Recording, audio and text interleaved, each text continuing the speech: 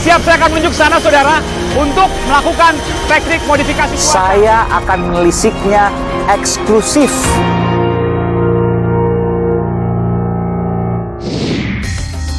Saudara, pandemi memang masih melanda, bahkan mungkin hingga tahun depan. Kesehatan dan kesejahteraan masyarakatnya harus tetap jadi tujuan. Meskipun negara dan pemerintahan dengan segala amanatnya tetap harus berjalan. Di antaranya adalah pemilihan. Tanda-tandanya dan aksi nyatanya sangat tampak belakangan.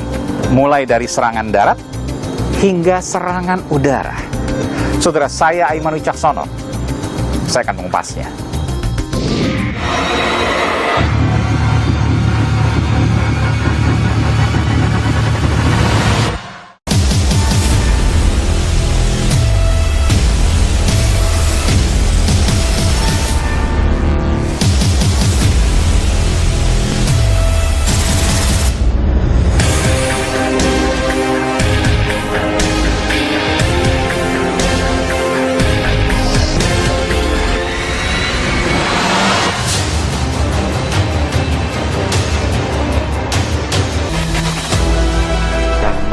Capres pasang baliho Pak. Pak Gut mau pasang nggak Pak? Walah Mas, aku itu tugas saya hanya satu sekarang. Saya diperintahkan oleh Presiden, oleh Ketua Umum saya itu kon ngurusin COVID ini.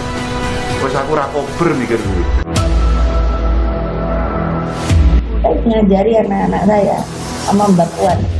Kamu harus salaman. Ini tangan saya. Ini artinya sinyal kuat dari Ketum PDI Perjuangan, Bu Mega, yang memberikan karpet merah bagi Mbak Puan. Benar nggak? Itu adalah ya, dimaknai secara simbolik bahwa seluruh kader harus dekat dengan rakyat. Bu Noel, Mbak Puan pernah menyatakan bahwa ya pemimpin itu harus ada di lapangan. Sekarang baliho di mana-mana, ada di tengah-tengah masyarakat. Ini menyindir Mas Ganjar Pranowo. Anda setuju dengan itu? Di kondisi pandemik ini kita lihat beliau sebagai ketua DPR, pejabat di Republik ini seharusnya memiliki empati atau sense of crisis. Karena kita lihat hari ini lebih mudah mencari balihonya Mbak Puan dibanding mencari makan. Ngawur itu. Di mana ngawur? Pertama, bisa real dicek ya aktivitas PDI Perjuangan di tengah-tengah masyarakat.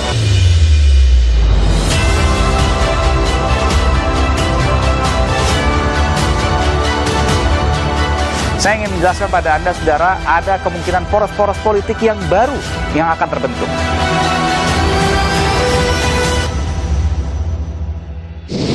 Saudara tidak banyak mengetahui proses pemilihan umum akan segera dimulai dalam beberapa bulan ke depan, mulai awal tahun 2022. Aksi nyata kian tampak belakangan, serangan darat hingga udara. Apa itu? Berikut informasinya.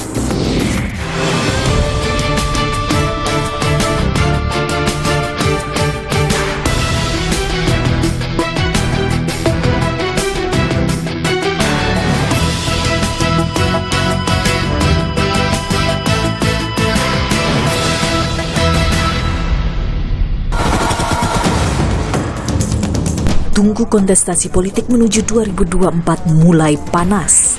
Pemilunya memang masih 3 tahun lagi, tapi gaungnya terus bergema. Wajar, karena proses pemilu 2024 akan dilangsungkan dalam hitungan bulan. Iya, tahun depan 2022. DPR dan Komisi Pemilihan Umum KPU sepakat pencoblosan pemilu 2024 digelar 28 Februari 2024. Tapi tahapannya akan mulai dilakukan awal tahun depan. Pemilu 2024 serentak belum pernah dalam sejarah bangsa Indonesia dilakukan. Nantinya akan diselenggarakan 2 babak. Pemilihan legislatif, DPR, DPD, DPRD Provinsi dan Kabupaten Kota, serta pemilihan presiden akan dilaksanakan serentak pada hari Rabu, tanggal 28 Februari 2024. Sementara itu, pemilihan kepala daerah Pilkada serentak akan diselenggarakan 9 bulan kemudian pada hari yang sama, Rabu, 27 November 2024. Jadi jangan heran kalau serangan darat mulai digencarkan. Baliho sejumlah sosok yang santer disebut akan bertarung bertebaran. Meskipun partai politik berdalih, baliho adalah alat mendekatkan diri pada rakyat, bukan untuk kepentingan pemilihan. Untuk yang baliho, spanduk dan seterusnya yang dikerjakan oleh kader-kader di bawah, termasuk relawan, itu narasinya macam-macam. Tetapi semua sudah diingatkan, ada garis merah yang harus diikuti, narasinya tidak terkait dengan kontestasi 2024. Ya, karena apa? Yang dibangun adalah sinergitas kebangsaan, kebersamaan, gotong royong kebangsaan untuk menghadapi persoalan yang kita hadapi saat ini.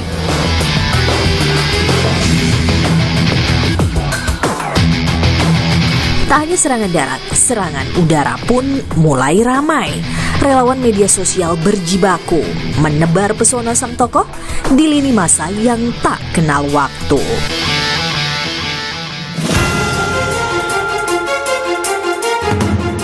Hampir pasti pandemi masih akan melanda Indonesia hingga tahun depan.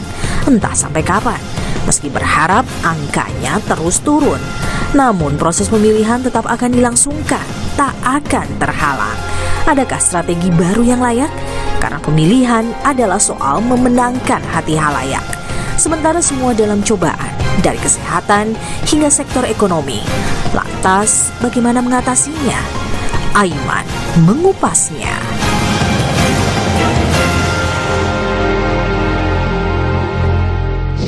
Saudara, salah satu poros yang akan mencalonkan presiden pada 2024 adalah PDI Perjuangan. Karena hanya PDI Perjuangan yang bisa mencalonkan presiden tanpa ada partai yang lain.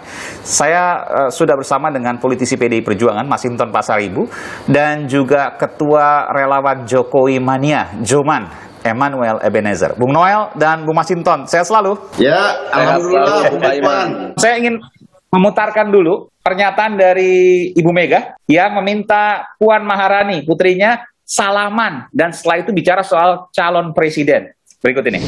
Pemimpin itu harus pemimpin rakyat banget. Artinya bertemu dengan rakyat. Istri saya, supaya rakyatmu tahu hidungmu dulu, saya bilang, saya ngajari anak-anak saya sama Mbak Puan. Kamu harus salaman. Ini tangan saya. Mungkin salaman sama orang lepra. Mungkin sama orang gatelan. Tapi itulah tangan rakyat, saya bilang. Saya ingin tanya dulu ke Bung Masinton. Ini artinya sinyal kuat dari Ketum PDI Perjuangan, Bu Mega, yang memberikan karpet merah bagi Mbak Puan. Benar nggak?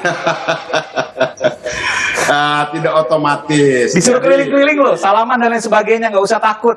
oh iya, itu menegaskan bahwa Bu Mega selalu melatih baik putra-putri beliau dan juga seluruh kader PDI Perjuangan agar selalu dekat dengan rakyat dan menyapa rakyat. Dan menyapa rakyat, makanya saat ini kita lihat balihonya di mana-mana, kepak sayap kebinekaan, aman, imun dengan iman. Jadi begini, Bung Aiman, Mbak Puan sebagai Ketua DPR RI menyampaikan pesan-pesan sosial, pesan moral, dan pesan-pesan kebangsaan tersebut. Artinya memang di ini semua tengah-tengah situasi pandemi ini. Iya, ini semua diinisiasi, ini semua diperintahkan oleh partai. Mbak Puan sebar baliho sebanyak-banyaknya. Tidak ada instruksi secara khusus, tetapi ini sebagai sebuah inisiatif bersama secara kolektif, ya, kader-kader PDI Perjuangan, karena Mbak Puan ini adalah satu-satunya Ketua DPR RI perempuan pertama di sejak Republik Indonesia. Iya, saya punya pernyataan dari Mas Gibran, Wali Kota Solo yang juga kader PDI Perjuangan, yang menyatakan bahwa ini perintah partai. Berikut ini. Ya, itu ada instruksi dari Pak. Ada. Sejumlah jumlah berapa Mas yang balihonya? Ya nggak usah disebut. Oke, itu sebagai bentuk apa Mas dari masyarakat? Apa yang pesan ingin disampaikan kepada masyarakat Mas? Nanti aja. Ngurusi COVID sih. Saya nanti akan ke Bung Masinton, tapi sebelum saya ke Bung Masinton, saya ingin Bung Noel dulu. Bung Noel, Mbak Puan pernah menyatakan bahwa pemimpin itu harus ada di lapangan. Itu menurut saya ke depan ini adalah pemimpin yang memang ada di lapangan, bukan ada di sosmed. Sekarang baliho di mana-mana, ada di tengah-tengah masyarakat. Ini menyindir Mas Ganjar Pranowo. Anda setuju dengan itu? Pemimpin yang baik itu bekerja di tengah rakyat, bukan baliho ini di tengah rakyat. Yang mau capres-capres pasang baliho Pak. Pak Tut mau pasang nggak Pak? Apakah baliho Puan Maharani untuk mengganjal Ganjar Pranowo? Pendapat Anda? Jadi begini, baliho itu tidak ada kaitan dengan agenda Pilpres. Ya nggak mungkin lah kalau bukan orientasinya buat 2024. Yang namanya kekuasaan itu seperti candu. Saya akan melisiknya eksklusif